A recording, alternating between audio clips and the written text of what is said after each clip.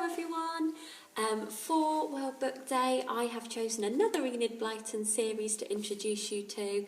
We have got the Adventure series, and it says on the blurb, Adventure appears wherever Philip, Dinah, Lucianne and Jack go, not forgetting Kiki the parrot, who's never far behind. So this book, The River of Adventure, is about a river cruise through ancient desert lands which becomes a mysterious adventure. So, I'm going to start you off with Chapter 1. I hope you enjoy it. Chapter 1. 4 Miserable Invalids.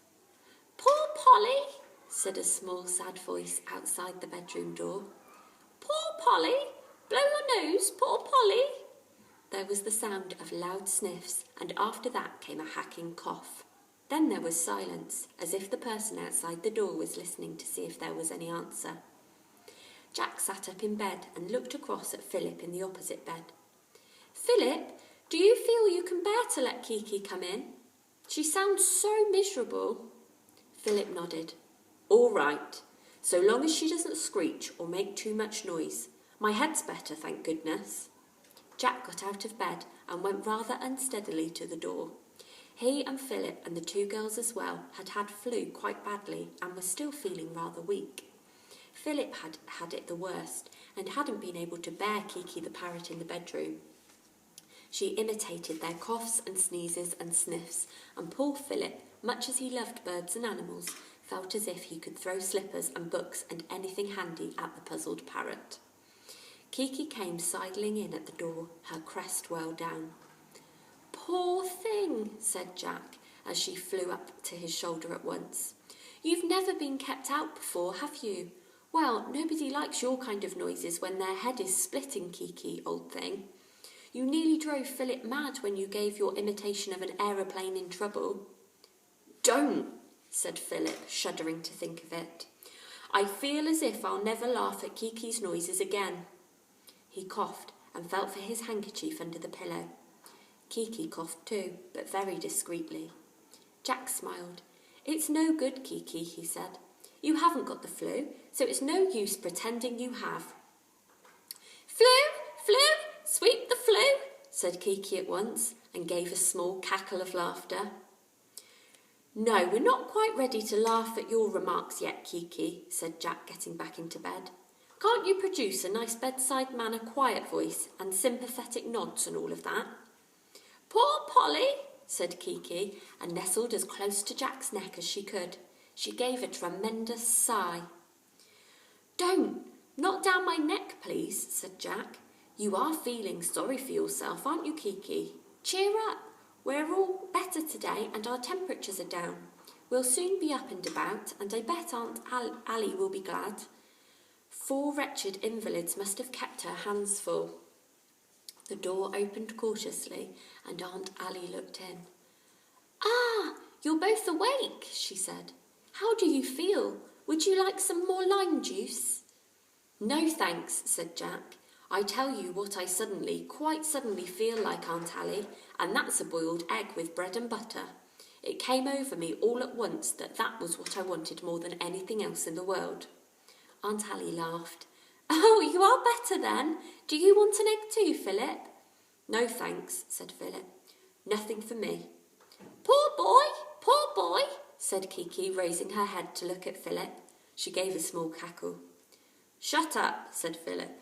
"I'm not ready to be laughed at yet, Kiki. You'll be turned out of the room again if you talk too much." "Silence, Kiki," said Jack, and gave the parrot a small tap on the beak. She sat down into his neck at once. She didn't mind being silent if only she were allowed to stay with her beloved Jack. "How are the 2 girls?" asked Jack. "Oh, much better," said Aunt Ali. "Better than you 2 are. They are playing a game of cards together. They wanted to know if they could come into your room this evening and talk." "I'd like that," said Jack. "But Philip wouldn't, would you, Phil?" "I'll see," said Philip grumpily. "I still feel awfully bad-tempered, sorry." "It's all right, Philip," said his mother. "You're on the mend. You'll feel yourself tomorrow." She was right.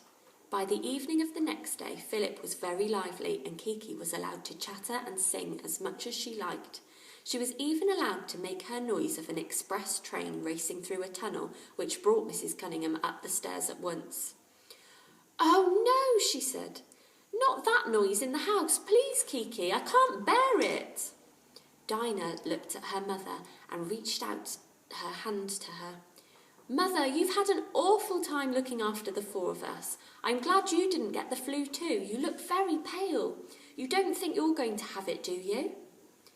"No, of course not," said her mother. "I'm only just a bit tired racing up and down the stairs for the four of you, but you'll soon be up and about and off to school." 4 groans sounded at once, and then a 5th as Kiki joined in delightedly, adding the biggest groan of the lot. "School," said Jack in disgust. "Why did you remind us of that, Aunt Allie? Anyway, I hate going back after the term's begun. Everyone has settled down and knows what's what, and you feel almost like a new boy." "You are sorry for yourselves," said Mrs. Cunningham with a laugh. "Well, go on with your game, but do not let Kiki imitate aeroplanes, trains, cars or lawnmowers." "Right," said Jack, and addressed himself sternly to Kiki. "Hear that, old thing? Behave yourself if you can." "Mother does look a bit off colour, doesn't she?" said Philip, dealing out the cards. "I hope Bill will take her for a holiday when he comes back from wherever he is." "Where is he? And hasn't anyone heard from him lately?" asked Dinah, picking up her cards.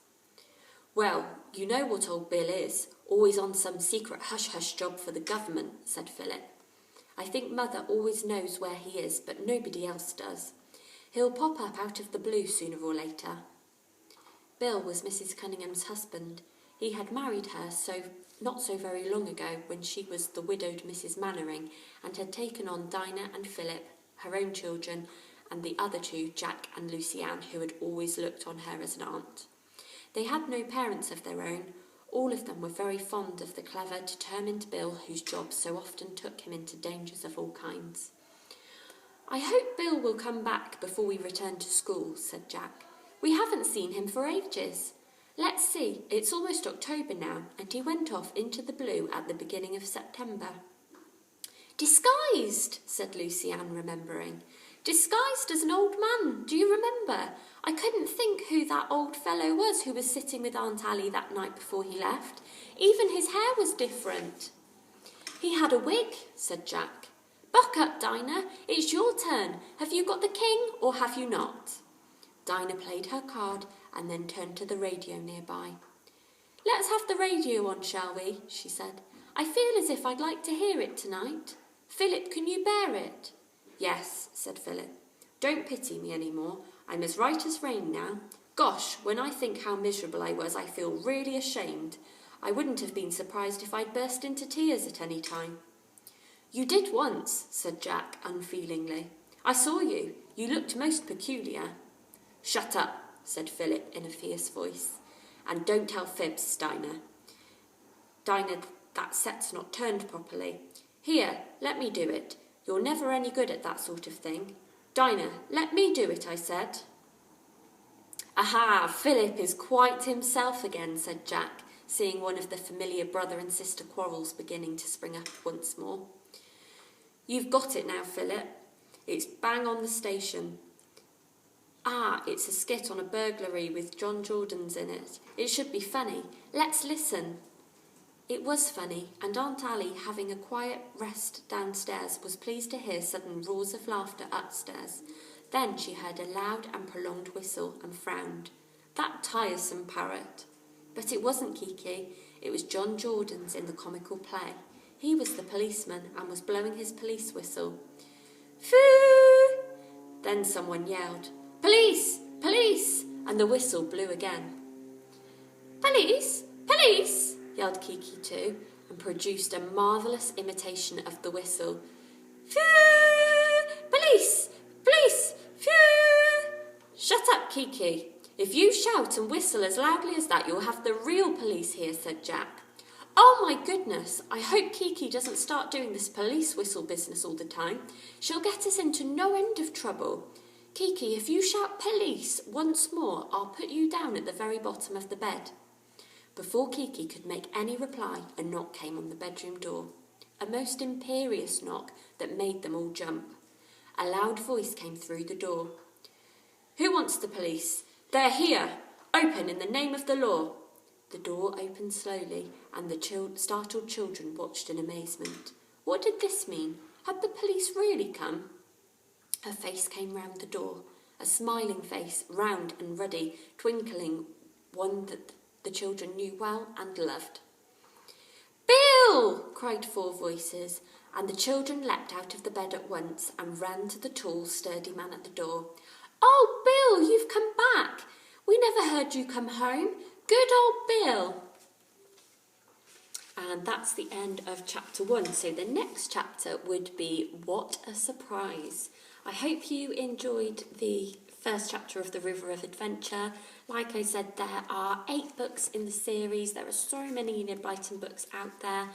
Just make sure you find a book that you enjoy and get reading.